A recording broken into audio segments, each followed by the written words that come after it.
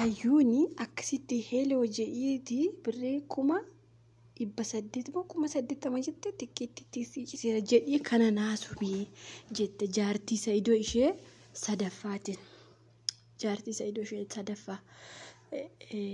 Jaartii Saidoo ishee sadaffaa. Sinii galeemi. Akkamittiin namni jaartii sadaffaatti hirkatee dhaabbatee itti naadaa walitti naa himi jedhama. Guyyaa qalabatii Saidoo yoom jettanii yaaddu? Guyyaa qalabatii Saidoo. Guyyaa qalabatii Saidoo. Dhugaa dubbachuufi Saidoon intala kana hin fuudhamoo hin fuudhu jettanii yaaddu jenna. Waan ani raajee hin oolu. Waan ani raajee hin oolu. Maaliifi amma ayyuun kun illee gira intalli jetti atteetti kun immoo eessa jechuun keessa hin oolu. Mee ilaala eenyuwa. Facebook irraan buuse. Facebook irraan buuse viidiyoo ishee Facebook irraan buuse abbaa isheen beeku.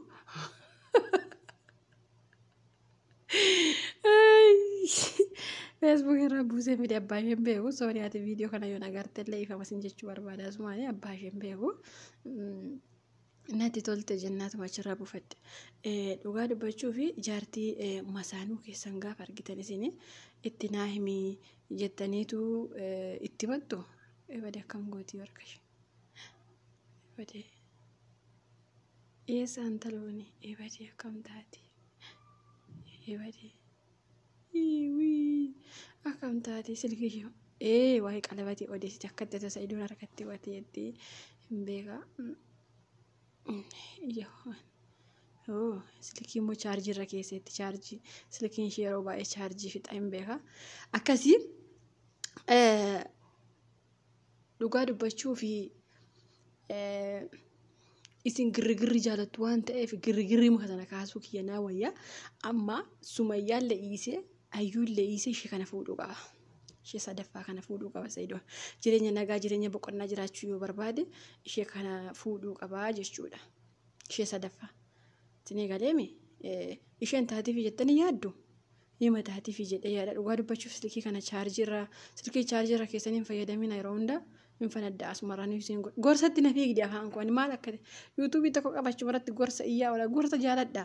Dhugaa rabbi waa'ee iyyaasa kana hajaarsaaf jaartira badaan jaaladhani gorsa jaaladha. Akkasii guyyaa maal jedhe beektanii viidiyoo isaa keessatti sillee isheellee ni obbaafadha guyyaa tokko jedhe namoonni viidiyoo isaanii haga xumuraa geeffattanitti yoo jiraattan sillee isheellee ni obbaafadha guyyaa tokko isheen sun immoo biraa batte hin kofalte itti kofalte isheen sadaffaa jaartii ishee sadaffaa ndawum gaafa jaartii sadaffaa yookaan lammaffaa ta'uu barbaadanii of mimmiidhagsanii namicha sanallee akka addunyaarra ishee malee hin jirreefaa baqa ana malee namni jiru of jechisiis dubartoonni tokko maaliif isa fudhachuuf jechuudha sinii galeemi.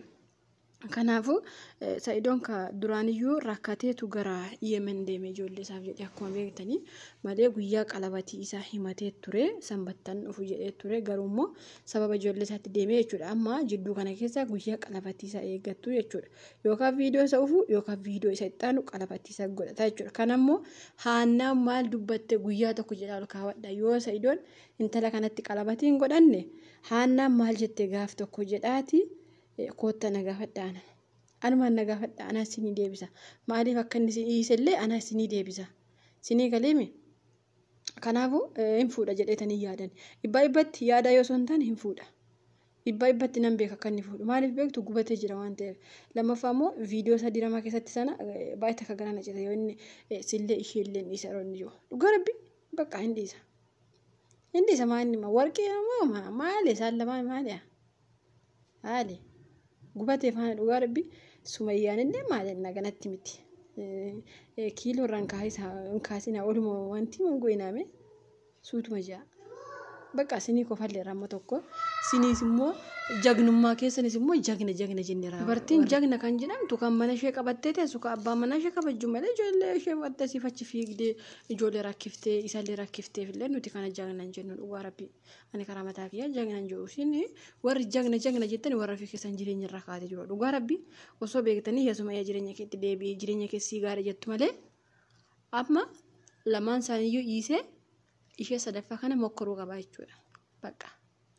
Innillee amma viidiyoo ka ufu yookaan immoo ka duuba irratti eeggadha. Viidiyoo tokkoffaa yookaan ka lammaffaa irratti eeggadha. Maaliif beektani? Sayidoon durumaaniyyuu yaada qaba waan ta'eef yaada sana immoo fashaleessee gara ijoollee barbaadachuu ammoo ijoollee isaatti deebi'ee jira waan ta'eef gara biyyatti waan deebi'ee jiruuf ni kaawwadhataa jechuudha ishee kana.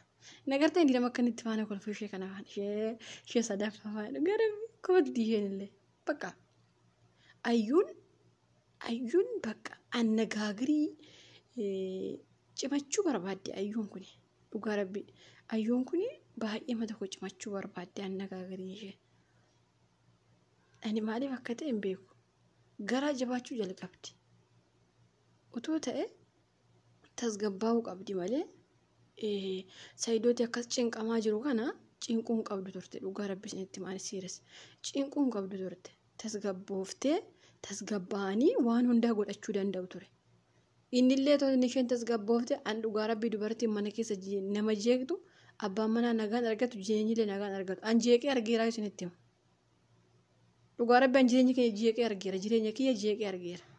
Kanaaf jireenya jeeqamu nagaan argatu. Dhugaa rabbi ijoollee illee nagaan argattu hunda'u.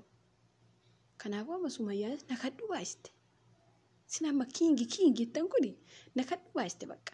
Maanni bakka kadhatee dadhabe as deeme achi deeme lukti jalatti burkutaa'e maallaqni harkatti dhume.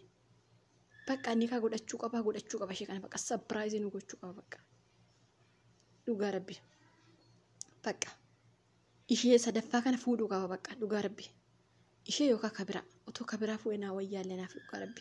Ishumti kuniyyuu dubartii gadi jettu natti hin fakkaatu. An dubartii uma qabbanooftuu tasgabbooftuu ka Sumayyaa caaltu ka ayyuu kana caaltu ka ishee sadaffaa kanallee caaltu osoo inni fuudhee naa wayyaa dhugaa rabbi. Dubartii tasgabbooftu otoo barbaaddate naa wayya. Gin inni hin barbaaddatu inni isaanuma kanatti naannaa nama isa jaallate nama marzii dhugajee ofii uumasaatti deebi'ee qeefu'a. Ani maaliif akka ta'e naan galle dhugaa rabbi. Ndee maaliif garuu ka ofii isaa jaallatu maaf hin fuudhu?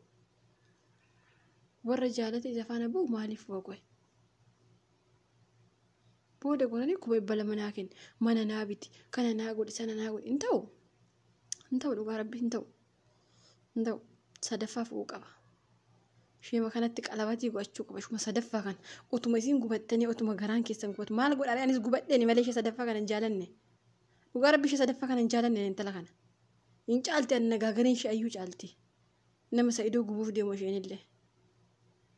Sinii galee garuu maal goonare? Ibde kaa baqa durboon. Dhugaa rabbi ka ofiisaa jaallate maraxatee fu'u. Maaltu isa cinqe kanneen faana dhugaa rabbi. Baxaam itti baay'ee takka nama ajaa'iba waa'een Sa'idoo dhugaa rabbi.